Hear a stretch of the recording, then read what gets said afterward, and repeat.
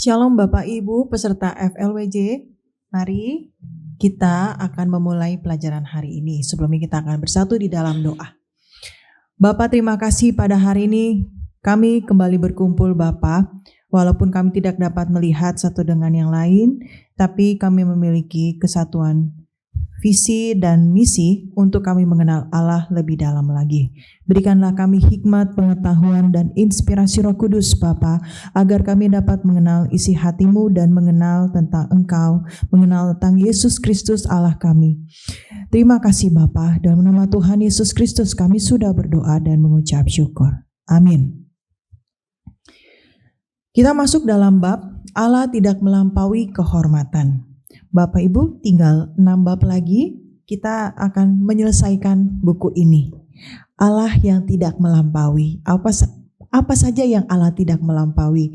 Tinggal 6 bab lagi, Bapak Ibu tetap setia sampai akhir agar mendapat pengertian secara utuh dan bulat. Allah yang kita sembah adalah Allah yang memiliki kehormatan dan Allah yang menghargai kehormatannya. Dan Allah sangat menghargai orang-orang yang menghargai kehormatannya. Yuk kita baca dalam Maleakhi 3 ayat 16. Beginilah berbicara satu sama lain orang-orang yang takut akan Tuhan. Tuhan memperhatikan dan mendengarnya. Sebuah kitab peringatan ditulis di hadapannya bagi orang-orang yang takut akan Tuhan dan bagi orang-orang yang menghormati namanya. Bagi orang-orang yang memperhatikan dan mendengarnya. Ada suatu kitab peringatan akan ditulis di hadapan Allah. Orang-orang yang takut akan Tuhan, yang menghormati namanya. Inilah janji Tuhan bagi orang-orang yang menghormati namanya. Namanya akan ditulis dalam kitab peringatan. Sebagai orang-orang yang takut akan Tuhan dan menghormati namanya. Bapak Ibu, ada satu negara di mana negara ini ketika kehormatan, harga diri keluarganya dihina, disepelekan, maka dia berani melakukan tindakan hara kiri atau bunuh diri. Demikian suatu kehormatan adalah yang sangat penting. Kehormatan mengandung harga diri Allah. Bagaimana jika seseorang yang kehormatannya dilecehkan? Apakah dia tidak sedih hatinya? Dia kesal, ya menjadi sakit hati dan segala macam dapat dia lakukan. Mengapa? Karena kehormatannya dilukai. Artinya kehormatan adalah sesuatu hal yang sangat berharga dalam diri orang. Allah yang kita sembah adalah Allah yang menghargai kehormatan dirinya. Sepatutnya kita manusia ini, kita harus menghargai kehormatan Allah. Bapak Ibu, kehidupan iman terdiri dari hidup secara rohaniah. Kita katakan bahwa saya menjalani kehidupan iman, maka kita menjalani kehidupan yang rohania. Kehidupan yang rohania adalah orang-orang percaya yang tahu bagaimana menjaga kehormatan Allah, yang melayani dengan menjaga kehormatan Allah. Itulah orang yang menjaga, orang percaya yang sesungguhnya.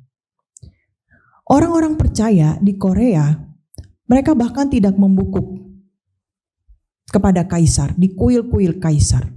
Kenapa? Karena mereka lebih taat pada Allah. Mereka rela martir dan dipenjara. Kenapa? Menjaga kehormatan Allah. Kehormatan sangat penting Bapak Ibu. Bahkan tadi Maleakhi katakan ada suatu kitab khusus yang akan ditulis. Nama Bapak Ibu, nama Bapak Ibu dan saya ketika kita menghormati Allah. Wow, sungguh hal yang sukacita ya nama kita ditulis di hadapan Allah. Bahwa inilah orang yang takut akan Tuhan. Nah Bapak Ibu, tapi sekarang ini kita lihat ya banyak orang-orang Kristen itu nggak menaruh minat pada pertemuan-pertemuan roh jiwa mereka dengan Allah. Mereka menganggap enteng pertemuan roh jiwa mereka dengan Allah. Secara gak langsung mereka menghina nama Allah. Mereka merendahkan, meremehkan Allah. Banyak kali mereka datang ke gereja, tapi nggak menganggap itu sebagai hal yang penting. Hanya bentuk ketaatan mereka kepada norma-norma sosial di mana harus beragama. Tapi berbicara tentang firman Allah, di mana di dalam firman Allah itu ada kehormatan Allah, mereka pandang remeh.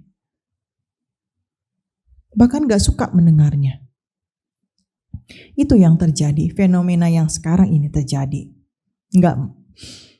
Tidak menaruh minat pada pertemuan roh jiwa mereka dengan Allah. Mereka gak peduli, malas menjalani kehidupan iman. Seharusnya iman kita lebih besar daripada nyawa kita. Seharusnya. Bahkan kita dapat merelakan nyawa kita demi mempertahankan iman. Dan itulah yang terjadi pada murid-murid Yesus. Pada rasul-rasul Yesus. Itulah yang terjadi. Iman mereka lebih besar dari nyawa mereka. Maka ketika diperhadapkan untuk mempertaruhkan imanmu, mempertaruhkan iman mereka rela. Nyawa mereka hilang. Mempertaruhkan nyawa mereka. Itulah yang seharusnya ada di dalam diri kita semua. Iman yang lebih besar daripada nyawa. Tapi sekarang untuk hal yang sepele, untuk jabatan, posisi, demi hubungan yang baik, mereka rela menjual iman, kemudian menganut kepercayaan kepada ilah-ilah dan berhala. Demi apa? Demi suatu uang, demi jabatan, posisi dan segala macam, supaya semuanya lancar. Mereka menjual iman mereka. Itu yang terjadi. Itu yang terjadi. Tapi kita menghadapi ini semua, seharusnya kita memiliki prinsip iman. Tidak. Saya memiliki iman yang akan terus menjaga kehormatan Allah dan berani mempertaruhkan nyawa saya. Seperti itulah seharusnya iman kita.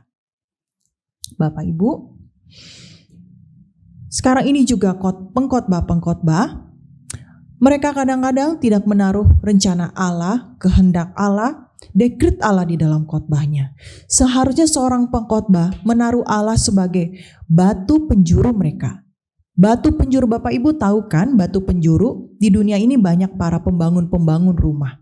Mereka menaruh batu penjuru sebagai tolak ukur. Yang batu penjuru adalah batu yang terbesar, terkuat, terpresisi, paling teguh. Sebagai pondasi, sebagai tolak ukur. Sekarang pondasi batu penjuru dalam hidup kita siapa? Seharusnya Yesus adalah batu penjuru kita. Maka apapun yang kita lakukan, kehidupan iman kita, berkhotbah, menyampaikan firman, melayani, meletakkan Yesus sebagai batu penjuru kita. Namun hal ini banyak sekali diselewengkan. Mereka yang pintar berusaha menjadi batu penjuru, menyingkirkan Yesus, bahkan menghina Yesus. Bahkan menghujat nama Allah.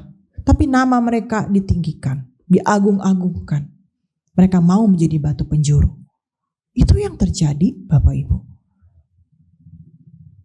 Maka kita harus cermat melihat zaman-zaman sekarang ini. Kita harus cermat mendengar makanan rohani seperti apa yang harus kita terima. Pengkhotbah adalah yang menyampaikan rencana Allah, kehendak Allah dan dekret Allah. Meletakkan Allah sebagai batu penjuru. Dan pengkhotbah demikian akan penuh dengan berkat yang melimpah dan kuasa yang besar. Allah sangat mengasihi, menyukai orang-orang yang menaruh kehormatan Allah di tengah-tengah kehidupan mereka. Menaruh Yesus sebagai batu penjuru mereka. Allah gak akan pelit memberikan kasih karunia yang berlimpah, kuasa yang besar. Bapak Ibu, kita lihat bangsa Israel di mana mereka meletakkan Allah sebagai batu penjuru, maka mereka dapat menyeberangi Laut Merah. Dalam pikiran akal manusia, mau orang sepintar apapun mustahil menyeberangi laut merah yang begitu tinggi, yang begitu luas, dengan total bangsa Israel yang ribuan orang. Tetapi karena mereka meletakkan Allah sebagai batu penjuru, tidak ada yang mustahil. Laut merah terbelah dua. Lalu apalagi? Mereka dapat mengatasi segala kesukaran penderitaan di padang gurun selama 40 tahun. Kenapa? Karena mereka meletakkan Allah sebagai batu penjuru. Maka apa ya sekarang dalam kehidupan kita? Siapa batu penjuru kita? Siapa? Apakah batu penjuru kita berupa benda yang kita agung-agungkan, yang kita sayang-sayangi, barang, benda? Ataukah batu penjuru kita adalah suatu falsafah hidup, suatu kata-kata bijak yang dipegang erat, melampaui Alkitab sebagai otoritas tertinggi? Atau batu penjuru kita sosok-sosok tokoh idola kita yang menurut kita sangat sempurna? Siapa batu penjuru kita? Allah menghendaki kita. Yesus adalah batu penjuru. Ini yang Allah kehendaki kita, menaruh Yesus sebagai batu penjuru.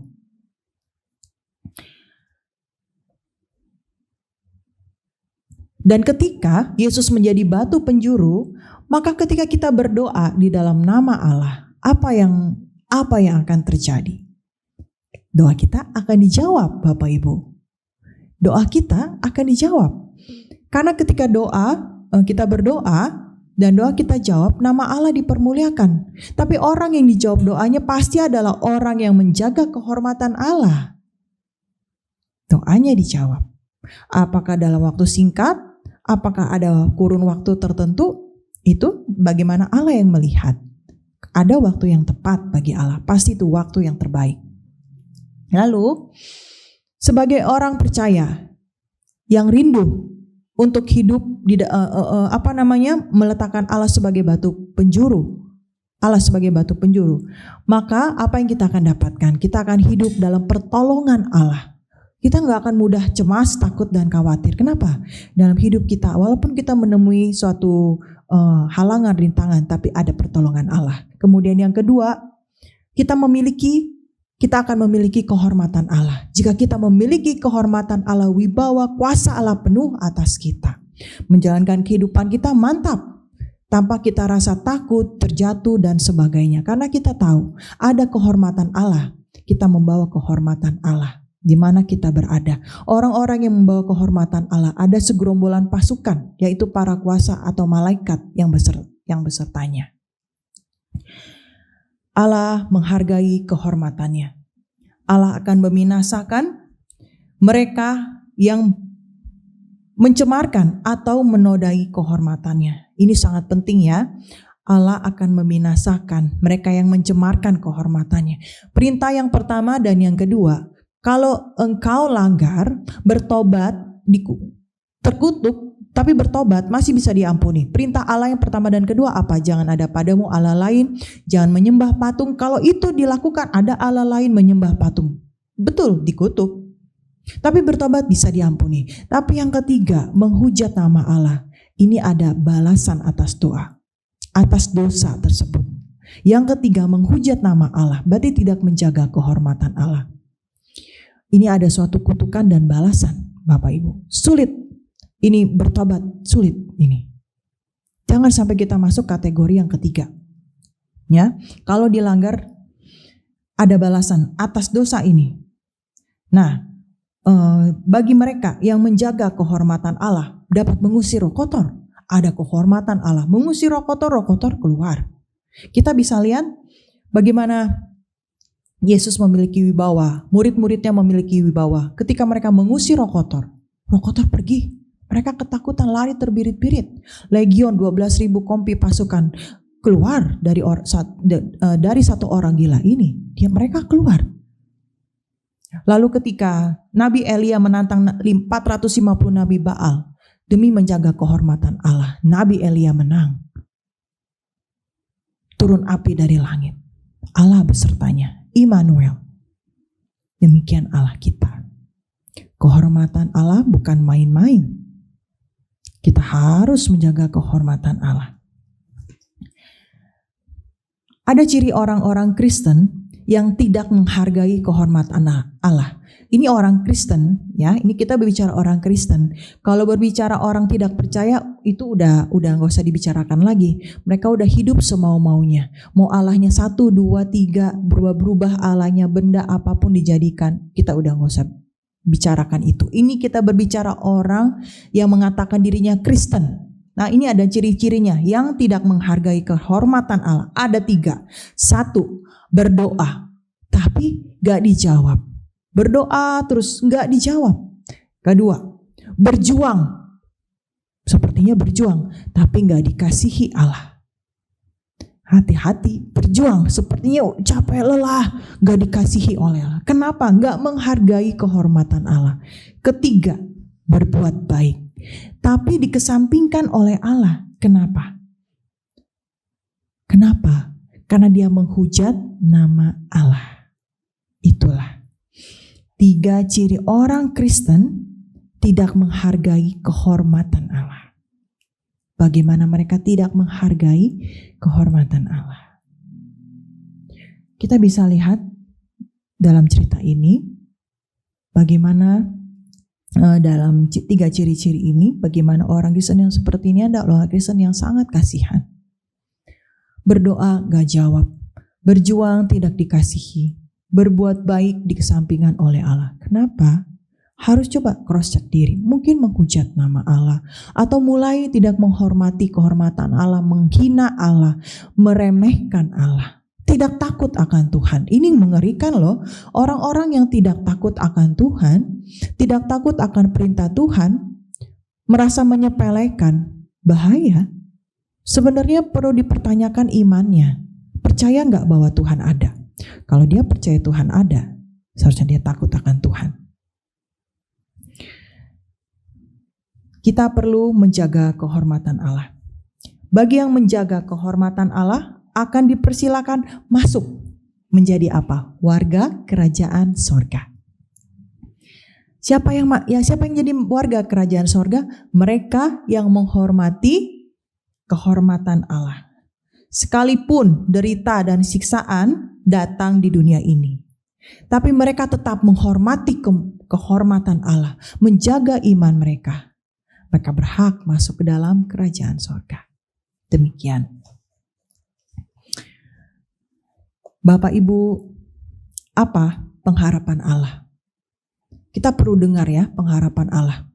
Kadang manusia ini sibuk sama urusan sendiri, urusan dirinya, berbicara tentang saya, dan saya. Dengar, apa pengharapan Allah? Pengharapan Allah adalah kehormatannya ditinggikan dan diagungkan. Itulah pengharapan Allah. Apakah kita bisa memenuhi pengharapan Allah untuk menghormatinya, meninggikan dan mengagungkan namanya?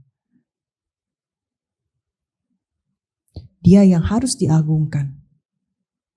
Dia harus yang ditinggikan. Satu lagi kita baca dari Filipi 1 ayat 20 sampai 21. Sebab yang sangat kurindukan dan kuharapkan ialah bahwa aku dalam segala hal tidak akan beroleh malu, melainkan seperti sedia kala. Demikian pun sekarang, Kristus dengan nyata dimuliakan di dalam tubuhku, baik oleh hidupku maupun oleh matiku. Karena bagiku hidup adalah Kristus dan mati adalah keuntungan. Nah, Paulus mengatakan bahwa ia hidup untuk kehormatan Allah apapun penderitaannya. Seharusnya kita memiliki prinsip ini. Prinsip seperti Rasul Paulus. Dia katakan hidupku, bukannya aku lagi.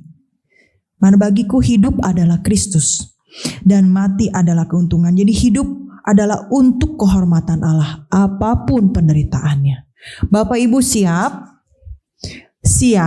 untuk hidup bagi Kristus meski menghadapi siksaan, aniaya, dan penderitaan. Tapi Bapak Ibu jangan khawatir. Tuhan katakan tidak akan sampai terjatuh karena ada tangan Tuhan yang menolong. Mari kita bekerja dalam hidup kita bekerja sebagai penjaga yang memelihara kehormatan Allah. Demikian firman Tuhan pada hari ini. Kiranya dapat menjadi berkat rohani bagi Bapak Ibu sekalian. Mari kita tutup di dalam doa. Bapa, terima kasih pada hari ini Bapa, kami sungguh menaikkan syukur bahwa Engkau mengingatkan kami dan Engkau memerintahkan kami untuk menjaga kehormatan Allah. Biarlah Bapa, seumur hidup kami selalu menjaga kehormatan Allah. Ampuni Bapa, jika Engkau dapati kami bersalah, seringkali kami meremehkan, mengabaikan. Tolonglah kami, mampukan kami melalui Roh Kudus di dalam kami, untuk kami menjalankan kehidupan rohani yang sesuai dan berkenan di hadapan-Mu. Terima kasih Bapa, dalam nama Tuhan Yesus Kristus kami sudah berdoa dan mengucap syukur. Amin.